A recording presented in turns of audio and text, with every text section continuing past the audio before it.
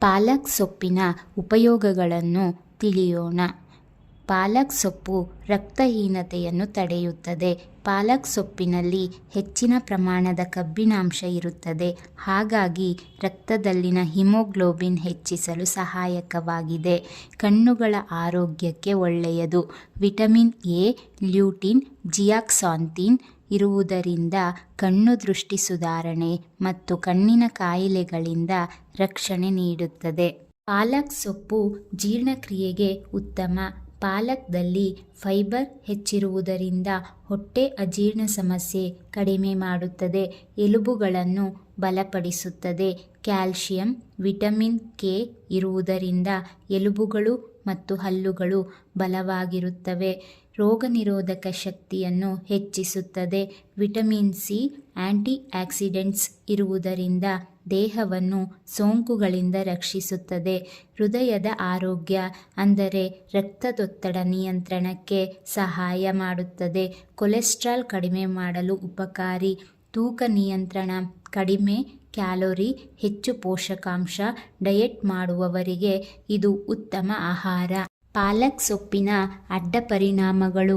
ಪಾಲಕ್ನಲ್ಲಿ oxalate ಅಧಿಕ ಇರುವುದರಿಂದ kidney ಕಲ್ಲು ಇರುವವರು ಹೆಚ್ಚು ಸೇವಿಸಬಾರದು. ಅತಿ ಸೇವನೆಯಿಂದ ಹೊಟ್ಟೆ ಸಮಸ್ಯೆ, ಹೆಚ್ಚು ತಿಂದರೆ ಗ್ಯಾಸ್, ಊದಿಕೆ, ಅಜೀರ್ಣ ಉಂಟಾಗಬಹುದು. ಆಕ್ಸಲೇಟ್ ಕಾರಣದಿಂದ ಕ್ಯಾಲ್ಸಿಯಂ ದೇಹಕ್ಕೆ ಸರಿಯಾಗಿ ಶೋಷಣೆಯಾಗದಿರಬಹುದು. ರಕ್ತದ ದಪ್ಪತನ ಹೆಚ್ಚಳವಾಗುತ್ತದೆ. ವಿಟಮಿನ್ ಕೆ ಹೆಚ್ಚಿರುವುದರಿಂದ ರಕ್ತದ ಹದ ನಿಯಂತ್ರಣಕ್ಕಾಗಿ ಔಷಧ ಸೇವಿಸುವವರು ಎಚ್ಚರಿಕೆಯಿಂದ ತಿನ್ನಬೇಕು. ಮೆಂತ್ಯೆ ಸೊಪ್ಪಿನ ಉಪಯೋಗಗಳು. ಜೀರ್ಣಕ್ರಿಯೆ ಉತ್ತಮವಾಗುತ್ತದೆ. ಮೆಂತ್ಯೆ ಸೊಪ್ಪು ಜೀರ್ಣಕ್ರಿಯೆಯನ್ನು ಸುಧಾರಿಸಿ ಗ್ಯಾಸು, ಅಜೀರ್ಣ, ಹೊಟ್ಟೆ ಉಬ್ಬರವನ್ನು ಕಡಿಮೆ ಮಾಡುತ್ತದೆ. ರಕ್ತದ ಸಕ್ಕರೆ ನಿಯಂತ್ರಣ. ಮಧುಮೇಹ ಇರುವವರಿಗೆ ಮೆಂತ್ಯೆ ಸೊಪ್ಪು ರಕ್ತದಲ್ಲಿನ ಸಕ್ಕರೆ ಮಟ್ಟವನ್ನು ನಿಯಂತ್ರಿಸಲು ಸಹಾಯಕಾರಿ. ರಕ್ತಹೀನತೆಯನ್ನು ನಿವಾರಣೆ ಮಾಡುತ್ತದೆ. ಮೆಂತ್ಯೆ ಸೊಪ್ಪಿನಲ್ಲಿ ಕಬ್ಬಿಣಾಂಶ ಇದ್ದು ಹಿಮೋಗ್ಲೋಬಿನ್ ಹೆಚ್ಚಿಸಲು ಸಹಾಯ ಮಾಡುತ್ತದೆ. ತೂಕ ನಿಯಂತ್ರಣಕ್ಕೆ ಸಹಾಯಕ. ಕಡಿಮೆ ಕ್ಯಾಲೋರಿ ಮತ್ತು ಹೆಚ್ಚು ಫೈಬರ್ ಇರುವುದರಿಂದ ತೂಕ ಇಳಿಕೆಗೆ ಉಪಯುಕ್ತವಾಗಿದೆ. ರೋಗ ನಿರೋಧಕ ಶಕ್ತಿಯನ್ನು ಹೆಚ್ಚಿಸುತ್ತದೆ. ವಿಟಮಿನ್ ಎ, ವಿಟಮಿನ್ ಸಿ ಮತ್ತು ಆಂಟಿ ಆಕ್ಸಿಡೆಂಟ್ಸ್ ಇದ್ದು ದೇಹದ ಪ್ರತಿರೋಧ ಶಕ್ತಿಯನ್ನು ಹೆಚ್ಚಿಸುತ್ತದೆ. ಮಹಿಳೆಯರಿಗೆ ಇದು ಉಪಯುಕ್ತವಾಗಿದೆ. ಋತುಚಕ್ರದ ನೋವು ಕಡಿಮೆ ಮಾಡುತ್ತದೆ ಮತ್ತು ಹಾಲು ಉತ್ಪಾದನೆಗೆ ಅಂದರೆ ಹಾಲುಣಿಸುವ ತಾಯಂದಿರಲ್ಲಿ ಸಹಾಯಕವಾಗಿದೆ. ಚರ್ಮ ಮತ್ತು ಕೂದಲಿನ ಆರೋಗ್ಯಕ್ಕೆ ಇದು ಉತ್ತಮವಾಗಿದೆ. ದೇಹದಲ್ಲಿನ ವಿಷಕಾರಿ ಅಂಶಗಳನ್ನು ಹೊರಹಾಕಿ ಚರ್ಮದ ಕಾಂತಿ ಮತ್ತು ಕೂದಲಿಗೆ ಬಲವನ್ನು ಹೆಚ್ಚಿಸುತ್ತದೆ.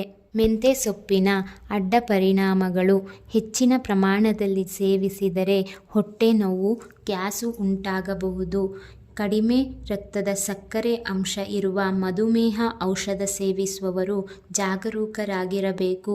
ಗರ್ಭಿಣಿಯರು ಹೆಚ್ಚು ಸೇವಿಸಿದರೆ ಗರ್ಭಾಶಯ ಸಂಕೋಚನ ಉಂಟಾಗುವ ಸಾಧ್ಯತೆ ಇದೆ. ಅಲರ್ಜಿ ಸಮಸ್ಯೆ. ಕೆಲವರಿಗೆ ಚರ್ಮದ ಉರಿ, ಕೆರಕು ಅಥವಾ ಉಸಿರಾಟದ ತೊಂದರೆ ಉಂಟಾಗಬಹುದು.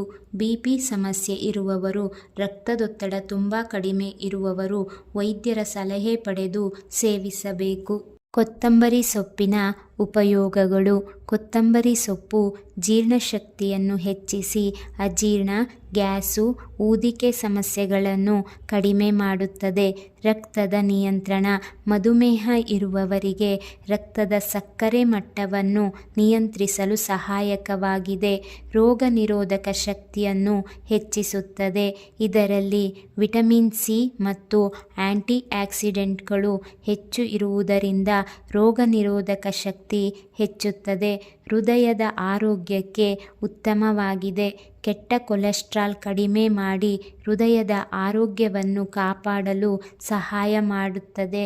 ಚರ್ಮ ಮತ್ತು ಕೂದಲಿಗೆ ಉಪಕಾರಿ. ಮೊಡವೆ, ಚರ್ಮದ ಉರಿ ಕಡಿಮೆ ಮಾಡುತ್ತದೆ. ಕೂದಲು ಉದುರುವಿಕೆಯನ್ನು ತಡೆಯಲು ಸಹಕಾರಿಯಾಗಿದೆ. ದೇಹದ ವಿಷಕಾರಿ ಪದಾರ್ಥ ಹೊರಹಾಕುವುದು.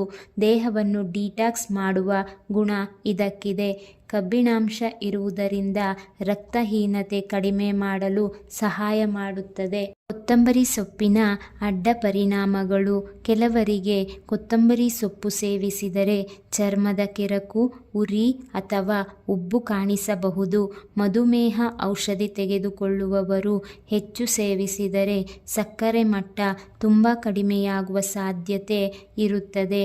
ಕಡಿಮೆ ರಕ್ತದ ಒತ್ತಡ ಇರುವವರು ಅತಿಯಾಗಿ ಸೇವಿಸಿದರೆ ತಲೆ ಸುತ್ತು ಬರಬಹುದು. ಗರ್ಭಿಣಿಯರು ಅತಿಯಾಗಿ ಸೇವಿಸುವುದು ಸೂಕ್ತವಲ್ಲ. ವೈದ್ಯರ ಸಲಹೆ ಪಡೆಯುವುದು ಉತ್ತಮ.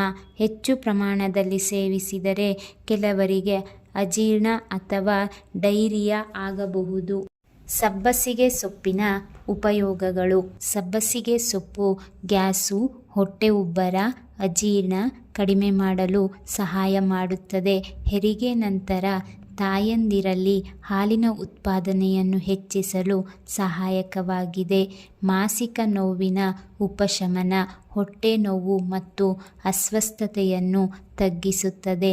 ಕ್ಯಾಲ್ಸಿಯಂ, ಮ್ಯಾಗ್ನೀಷಿಯಂ ಇರುವುದರಿಂದ ಎಲುಬುಗಳ ಆರೋಗ್ಯಕ್ಕೆ ಒಳ್ಳೆಯದು. ಕಬ್ಬಿಣಾಂಶ ಇರುವುದರಿಂದ ಹಿಮೋಗ್ಲೋಬಿನ್ ಮಟ್ಟ ಹೆಚ್ಚಿಸಲು ಸಹಾಯಕವಾಗಿದೆ. ನಿದ್ರೆಗೆ ನೆರವು. ಸೌಮ್ಯ ಶಾಂತಿಕರ ಗುಣದಿಂದ ಉತ್ತಮ ನಿದ್ರೆಗೆ ಸಹಾಯಕವಾಗಿದೆ. ರೋಗ ನಿರೋಧಕ ಶಕ್ತಿಯನ್ನು ಹೆಚ್ಚಿಸುತ್ತದೆ. ಆಂಟಿ ಆಕ್ಸಿಡೆಂಟ್ಸ್ ಇರುವುದರಿಂದ ದೇಹದ ರೋಗ ನಿರೋಧಕ ಶಕ್ತಿಯನ್ನು ಬಲಪಡಿಸುತ್ತದೆ. ಸಬ್ಬಸಿಗೆ ಸೊಪ್ಪಿನ ಅಡ್ಡ ಪರಿಣಾಮಗಳು. ಹೆಚ್ಚಾಗಿ ಸೇವಿಸಿದರೆ ಹೊಟ್ಟೆ ಅಸ್ವಸ್ಥತೆ ಅಥವಾ ಡೈರಿಯಾ ಉಂಟಾಗಬಹುದು.